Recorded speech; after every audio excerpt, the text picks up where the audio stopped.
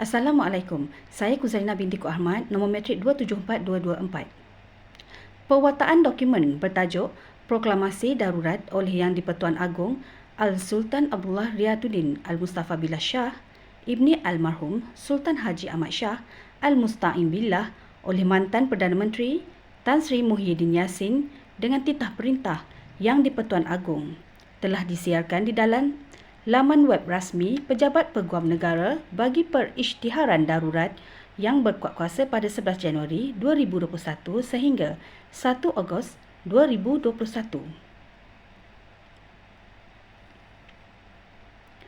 Pengisytiharan darurat ini adalah bagi menangani ancaman COVID-19 di mana telah mengguna pakai fasal subsection 1 perkara 150 Perlembagaan Persekutuan yang memperuntukkan bahawa jika Yang di-Pertuan Agong berpuas hati bahawa satu darurat besar sedang berlaku di mana boleh mengancam keselamatan atau kehidupan ekonomi atau ketenteraman awam di dalam persekutuan,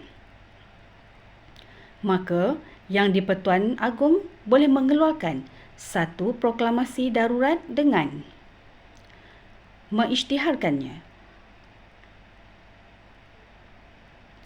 Perisytiharan itu adalah sah dan tidak perlu ditakwilkan lagi.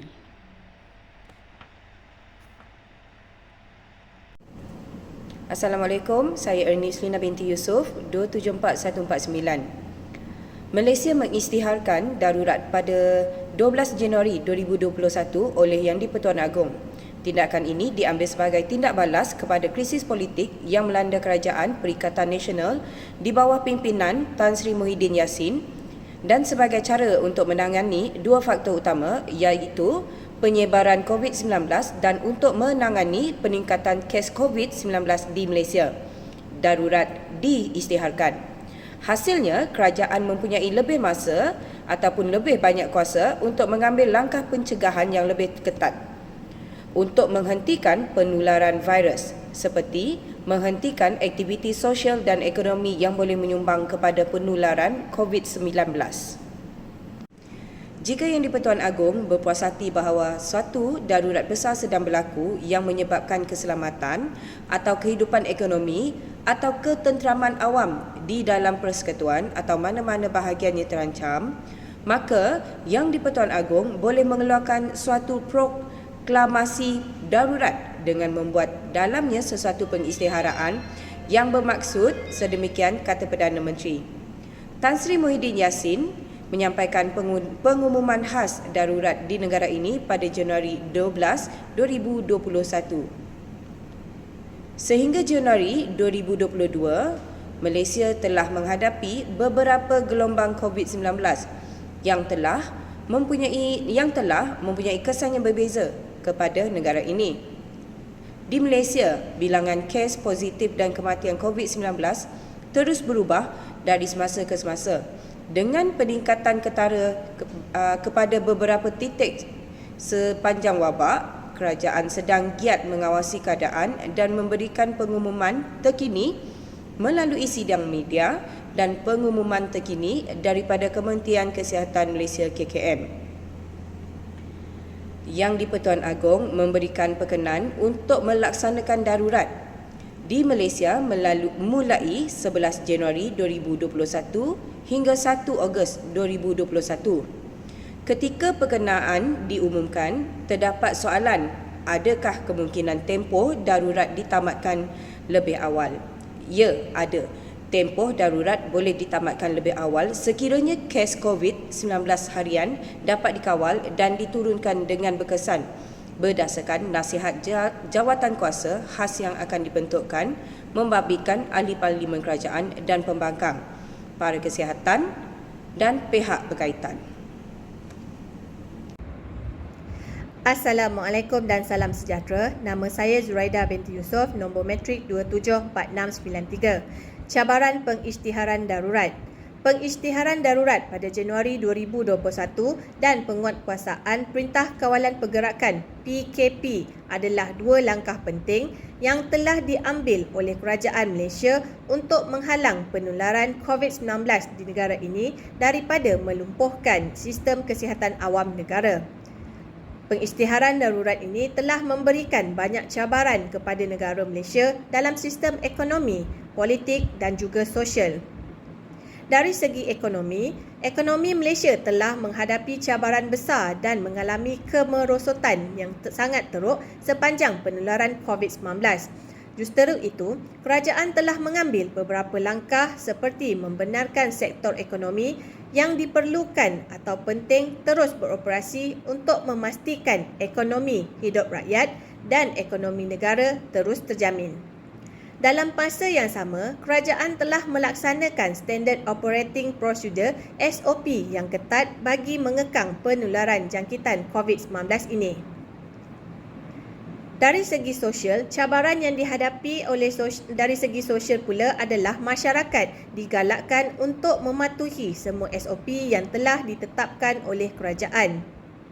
Penularan COVID-19 telah mengakibatkan orang ramai tidak dapat melakukan aktiviti sosial dan perlu mengikuti norma baru dalam kehidupan seharian mereka. Dalam kehidupan norma baru ini, masyarakat perlu membiasakan diri dengan membasuh tangan dengan kerap, memakai pelitup muka, mengamalkan penjarakan fizikal dan menggunakan sanitizer dengan kerap. Seterusnya adalah cabaran di dalam sistem politik di Malaysia.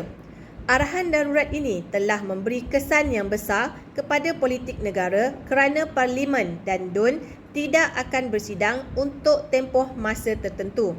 Pilihan raya umum, pilihan raya negeri dan pilihan raya kecil juga tidak akan diadakan. Mereka tidak boleh mengadakan atau menganjurkan perhimpunan secara terbuka. Perhimpunan Agung Parti Politik mestilah dilaksanakan secara dalam talian bagi mengekang terjadinya kluster baru penularan COVID-19. Assalamualaikum warahmatullahi wabarakatuh. Saya Nurul Ain binti Bakri, nombor matrik 274545. Pada hari ini saya akan membentangkan kesan pengisytiharan darurat semasa pandemik COVID-19 melanda Malaysia. Dalam pemerhatian saya, penularan COVID-19 ini secara tidak langsung telah banyak mengubah corak kehidupan rakyat di Malaysia dan menyebabkan berlakunya beberapa perubahan di dalam bidang sosial, ekonomi dan juga politik. Dari sudut ekonomi, banyak sektor pekerjaan di Malaysia yang terjejas.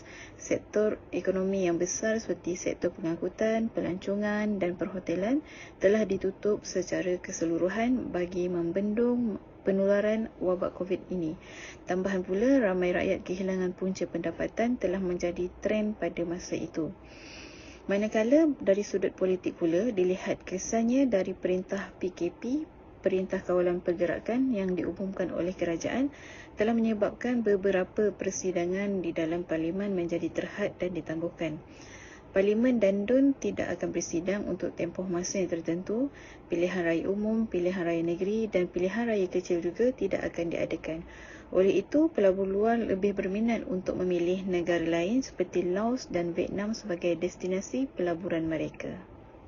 Manakala dari segi sosial pula, apabila Perintah Kawalan Pergerakan PKP diumumkan, ia telah menyebabkan beberapa aktiviti seharian masyarakat di Malaysia terbatas, tetapi telah mewujudkan norma baharu dalam kehidupan harian sejagat rakyat. Contohnya seperti amalan bekerja dari rumah, mengamalkan SOP mencegah penularan virus dan juga peningkatan terhadap urusan jual beli barang harian secara atas talian. Assalamualaikum warahmatullahi wabarakatuh. Nama saya Nur Amirah Hazika binti Tamam, nombor matrik 274502. Antara langkah yang boleh diambil untuk menangani isu ketidakstabilan politik dan krisis politik Malaysia adalah dengan membina dan mengukuhkan perpaduan dalam kepelbagaian kaum di negara Malaysia melalui rukun negara di mana ia dapat mewujudkan keharmonian antar kaum. Dalam pada itu, idea yang berkonsepkan kekeluargaan Malaysia di mana konsep keluarga Malaysia ini menekankan 3 teras utama dan salah satunya adalah kebersamaan dalam memulihkan semula kestabilan politik, memobilisasikan sosial dan aktiviti ekonomi. Seterusnya adalah dengan mendidik masyarakat mengenai sistem demokratik yang lebih matang. Pendidikan politik perlu diterapkan melalui sistem pendidikan di sekolah dan universiti. Melalui sistem pendidikan, remaja dan siswaza perlu diajar dan diterapkan dengan aspek-aspek murni dalam pembelajaran, terutamanya dalam kepimpinan. Inovasi politik dilihat sebagai salah satu cara yang lebih baik untuk mengisi kekosongan yang ada sekarang dalam persekitaran politik negara dalam usaha memenuhi cita-cita Malaysia untuk mencapai satu status negara berpendapatan tinggi. Seterusnya ialah rakyat Malaysia tidak lagi berfikiran jumud dan sempit. Hal ini kerana berlakunya perkembangan ICT yang membolehkan mereka mengakses segala maklumat berkenaan politik. Dalam tempoh darurat, tidak sepatutnya persidangan di Parlimen digantung. Ia memberikan kesan yang sangat negatif terhadap ekonomi dan sosial. Melalui perkembangan teknologi, sebarang urusan rasmi boleh diadakan secara atas talian bagi memenuhi isu rakyat supaya keadaan kehidupan dan keharmonian negara terjamin.